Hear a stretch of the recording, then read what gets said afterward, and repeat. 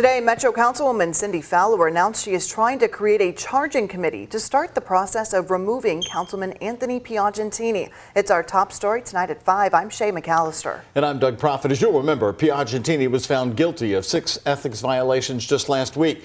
WHAS11's Travis Breeze is on the scene downtown. He just covered a news conference late this afternoon. And Travis, we were waiting for the next steps to begin after last week's guilty verdict. Is that what we're seeing here?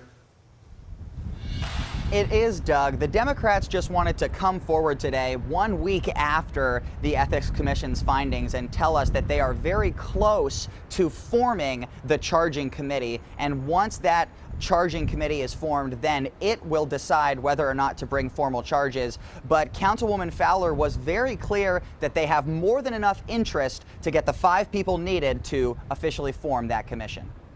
Certainly, yes. I'm still holding a spot for our Republican colleagues. Fowler said it is common practice to have both parties on a charging committee. She said she extended the offer to her Republican colleagues this week and hopes to get a response from them by Monday. She said even if they don't get someone from the other party, they will move forward. The Democrats believe the Ethics Commission's findings send a clear message that something must be done. I think the public expects us to do the right thing. There was recommendations handed down, and I believe that those speak for themselves. One thing that gave Fowler hope that Republicans might join them on the committee is that she said that they did have bipartisan support for opening the initial inquiry into Piagentini's situation back in February. Piagentini told me today that he does not plan to make any formal comment on this update today. He did say last week that he is considering his own legal action to try to clear his name in this situation. He also told me today that he is still employed as a contract employee with the Louisville Healthcare CEO Council, but he was clear with me that that job had nothing to do with the grant. In downtown Louisville, Travis Breeze, WHAS 11 on your side.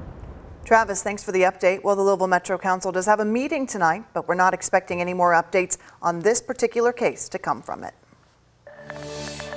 Going through everything, friends, family members, everybody supported all of our workforce. This has been about family, it's been about future, and it's been about community. UAW employees heading back to work. Last night, they dismantled the picket line right outside of the Kentucky truck plant. It came after the union's president, national president Shawn Fain, announced a tentative deal with Ford. Ian Hardwitt and our photojournalist Emma Gefter have more on how the local strike is now cooling down. A little bit of steam, though. These are the final embers of the local UAW strike. Ash fills the air from all the burn barrels taken off the dismantled picket line. As long as there's no picket lines, I'm good. Herbert Dominguez doesn't know when he'll come back to start painting again. There's a lot more UAW members like him, people ready to return to their assembly lines. Because they can't just bring us in all over at the same time. You know, it's going to be, I'm thinking it's going to be just stages by stages, so to speak. Out here at Kentucky Truck Plant, the empty parking lot, and yes, the porta potties are all that remains of the KTP strike. Workers, union members will gradually be returning as their lines ramp up production over the next week. UAW Local 862 President Todd Dunn says the proposed contract is the best he's seen in his 29 years with the union. When you see the workforce and you see the money that they're going to be bringing in, you see the quality they're going to be bringing in, you're going to see that spread out throughout the community. Some of the agreement's details include a 25% wage increase over 4.5 years, more starting pay, and the return of cost of living adjustments, which the union gave up to help Ford during the 2008 recession. Dunn is headed to Detroit Sunday to meet with the national UAW.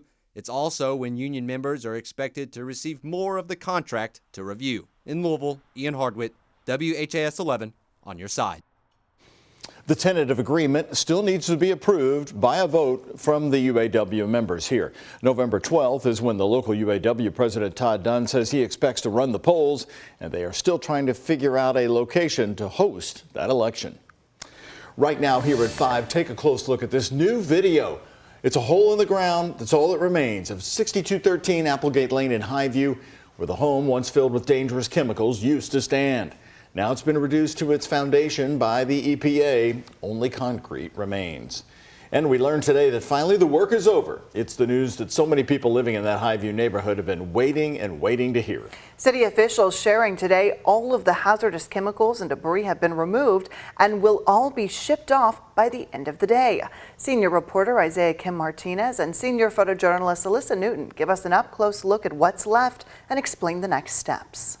The city says any potential danger that was on Applegate Lane is now gone. And tonight the EPA revealing just how serious the situation was, telling us they found 5 times the amount of chemicals than what was initially reported.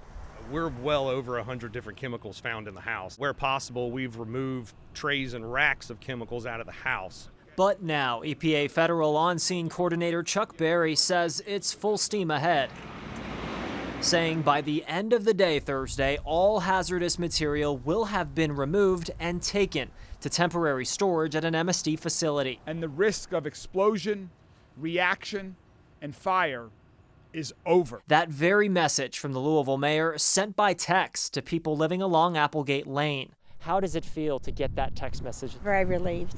The news they've anxiously waited for since crews began demolishing that problem house piece by piece. We were very pleased with the EPA doing it the way they did.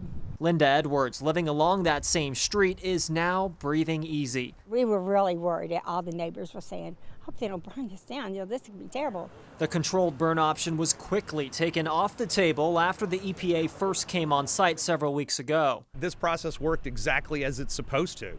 This is exactly what should have happened there. And for the first time, our crews getting a close look inside where those storage containers have been used as barriers. What's left? A hole in the ground and some concrete where the house once stood. Perfect. Now it's about getting the neighborhood back to normal. We're going to remove the foundation concrete, and then we're going to fill the hole in and grade the site down, control water, and get some grass growing on it so it doesn't erode off. It'd be nice to get back to regular again. We're told the EPA will continue to break down the site for the next week, so that will mean some intermittent road closures, at least for the next few days. But we're also told that those storage units surrounding the property will be removed by sometime tonight. In Louisville, Isaiah Kim Martinez, WHAS11 on your side. Isaiah, thank you. So, okay, well, what comes next? The EPA says they still need to find an appropriate facility to manage the chemicals in the long term. As for funding, the agency tells us they were budgeted $1.4 million in federal money from a program that is dedicated to cleaning up hazardous sites just like that one. Warmed up nicely today as we are rounding out a week, getting ready. We've got our eyes on those temperatures next week when it's going to be really feeling like winter time around here. But first, we've got to get through a rain-free Saturday. Well, cross your fingers. Because you know that would be great. I know. We've got 2 big games on Saturday. A lot of people hoping that somehow their game dodges the rain. Oh, that's right. You know, one game might see rain, another one might not. Okay, so there we go. You're drawing the line on the UK U of L rivalry. Which one's going to I know, right? Which one's going to be, Listen, I'm Louisville not or choosing Lexington? sizes. I cannot control the rain. But yes, I think the night game, the Kentucky game, will be pretty dry for that one. But those clouds will stick around, all because the slow-moving system is heading our way. Can never complain when we get some sunshine out there, even though our temperatures are above average for this time of year, sitting in the upper 70s. Right now, we were just at 80 at the airport, just cooled off 1 degree to 79. So this is that slow-moving system off to the west, and we're actually pinned between this high pressure and low pressure, so that's creating a lot of that southwest wind, bringing that rain throughout the weekend. So that's really the reason why we have multiple rounds expected. It's all about time windows when you have anything planned this weekend. So on the radar right now, we're pretty quiet, but some of that rain off to the west could head our way as early as 11 p.m. midnight tonight, where those showers are expected to pick up. So expect some overnight sprinkles throughout the night tonight, and then a hit or miss throughout tomorrow morning. A few showers throughout the morning and the midday, but still holding true to trending dry throughout the evening if you have any plans for your Friday night. However, there's still that slim chance of seeing that isolated sprinkle. So we have a lot to time out. We got football on Saturday. I'll time out when we can see those showers. And also, Halloween is in that forecast. How cold will it be? I'll have that latest update in 10 minutes. Be considered armed and dangerous. We believe this is someone that should not be approached. A very serious warning there as the person responsible for killing 18 people, hurting 13 others, is still on the run at this hour. The heavily armed gunman opened fire at 2 locations in Lewiston, Maine last night. Well, the suspected gunman is 40-year-old Robert Card, an Army reservist and firearms instructor. Still on the run tonight, hundreds of law enforcement officers are now involved in the hunt to capture him. People in Lewiston, Maine are currently under a shelter-in-place order, and surrounding areas are on high alert with the gunman still on the run. Lewiston is the second largest city in Maine. It's just north of Portland. It has a population of just 37,000 people, and it's just about 34 miles north of Portland, as you can see on this map. Authorities released these surveillance images last night very quickly, showing the suspect, 40-year-old Robert Card, as he entered the local bowling alley that was hosting a youth night for a kids' bowling league. Police say Card then allegedly traveled about 4 miles to a bar and a restaurant where police allege he shot several more victims. Since then, he's been on the run. Card's white Subaru was discovered at a boat launching ramp. Officials say he owned a boat as well as a motorcycle. Witnesses described the nightmarish scene that came face to face with last night. Out of nowhere, he just came in and there was a loud pop. Thought it was a balloon. I had my back turned to the door. Shelter-in-place advisory is still under effect for several communities in the Maine area, as many schools and businesses in the state are closed while they search for Card. ABC's David Muir is in Maine for World News Tonight. Coming up tonight, they're going to have a lot more on the shooting and the active manhunt for the shooter. World News Tonight is at 6:30, right after WHAS 11 News at 6. More news right here at 5 o'clock. The Kentucky Supreme Court is weighing in on the Crystal Rogers case, all in response to Brooks Houck's request to have the judge dismissed. Houck is charged with the murder in the disappearance of his former girlfriend, Crystal Rogers. His attorneys claim Nelson County Judge Charles Sims shows bias towards Houck through current and former court proceedings.